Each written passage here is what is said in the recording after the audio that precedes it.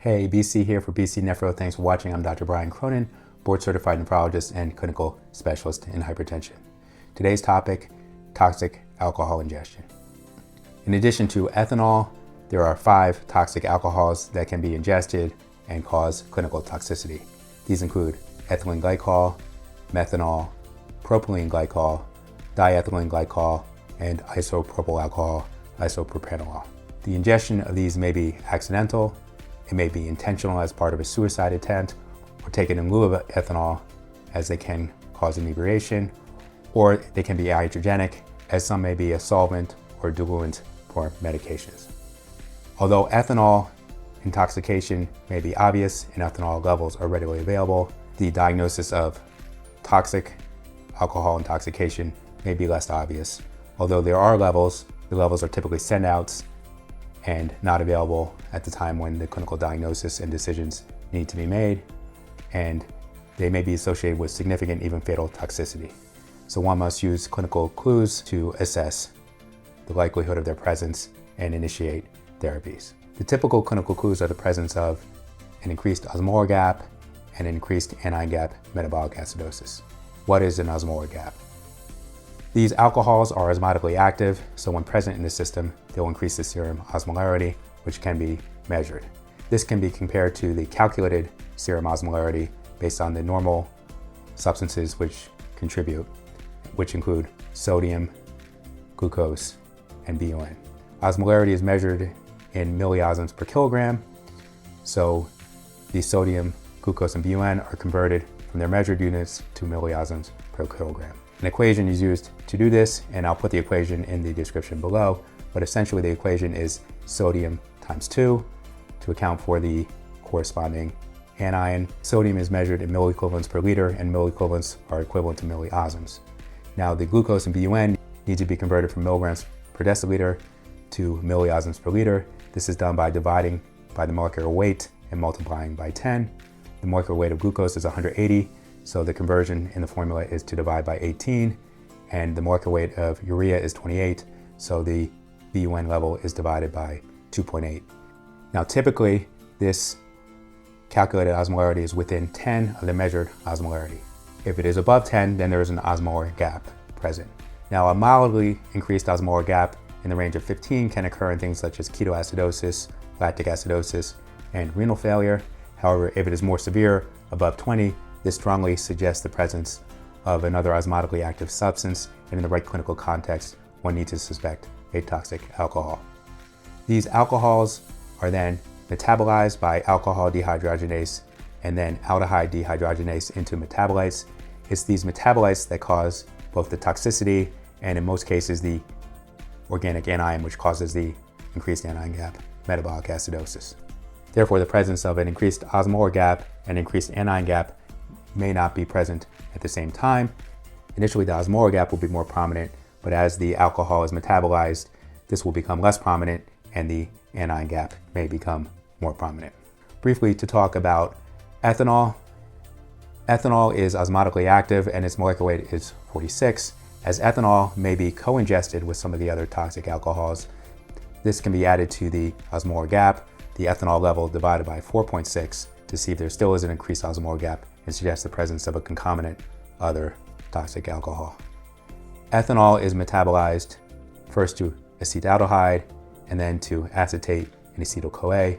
Acetyl-CoA can form ketones and then ultimately carbon dioxide and water. In most cases, alcohol intoxication is not associated with an organic anion gap acidosis. However, it can be associated with ketoacidosis.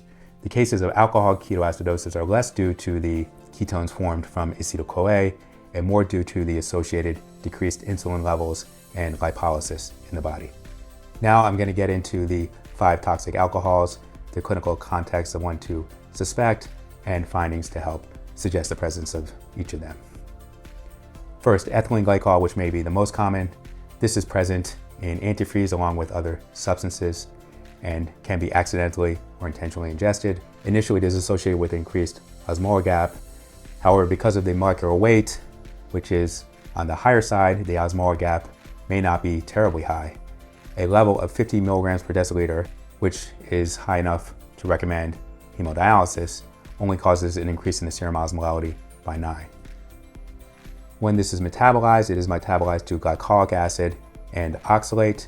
The glycolic acid causes the increased anion gap metabolic acidosis. This and the oxalate causes some of the toxicities.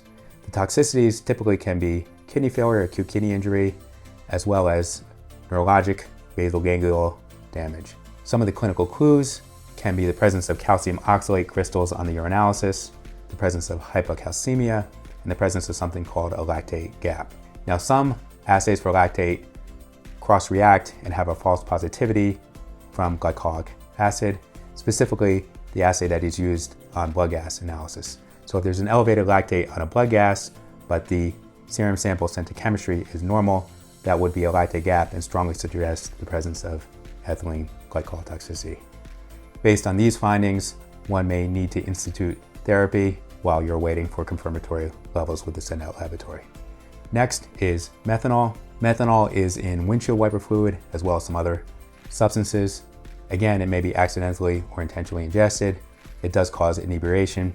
It has a smaller molecular weight, so will have a more profound effect on the serum osmolarity, increasing the serum osmolarity by approximately 15 at a level of 50 milligrams per deciliter, which is the level for which dialysis is typically recommended. A specific toxicity of methanol is ophthalmic toxicity, so symptoms such as photophobia, loss of visual acuity, or blurred vision, and there may be abnormal findings on fundoscopic evaluation would suggest the presence of methanol toxicity. Moving on, we're going to talk about propylene glycol. Now, generally, propylene glycol has very low toxicity, and therefore it is used as a solvent diluent in many medications. However, when given at very high doses, it can cause toxicity. This is typically seen in prolonged high-dose IV infusions of benzodiazepines, either lorazepam or diazepam. In this situation, you will find an increased osmolar gap. The propylene glycol is metabolized to lactate, both D and L lactate, so you'll get an increased anion gap metabolic acidosis by these organic anions. And it also can be associated with kidney failure, acute kidney injury. Typically, the treatment will be discontinuation of the drips of the propylene glycol and supportive care. However, in severe cases, hemodialysis may be required. Moving on, next we're going to talk about diethylene glycol. Diethylene glycol is more toxic than propylene glycol, but it also can be found in adulterated medications and substances because it can be used as a solvent, although typically it is not approved to do so. There have been outbreaks when it has been contaminated or maybe illicitly used as a solvent in medications as opposed to propylene glycol, often things like cold or cough medicines. The outbreaks have typically affected children, presumably because of the smaller body size. The dose had a greater likelihood of the adverse effects. It did cause inebriation and was associated with a metabolic acidosis by its metabolite, as well as kidney failure. This unfortunately has had both a high mortality and some permanent adverse effects, neurologic and renal adverse effects in the survivors. Finally, we're going to talk about isopropanol, isopropyl alcohol. This will cause an increased osmolar gap, but unlike the other toxic alcohols, it is not metabolized to an organic acid, it is metabolized to acetone. Isopropyl alcohol is what rubbing alcohol is, and it also can be found in other things such as hand sanitizer.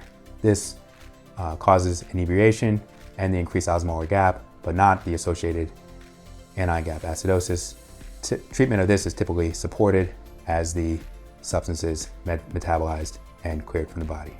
So that's it. Thanks for watching. If you made it this far, you might as well hit like and subscribe. Leave a comment. Let me know if you've had any experience in the diagnosis and treatment of these disorders. And until next time.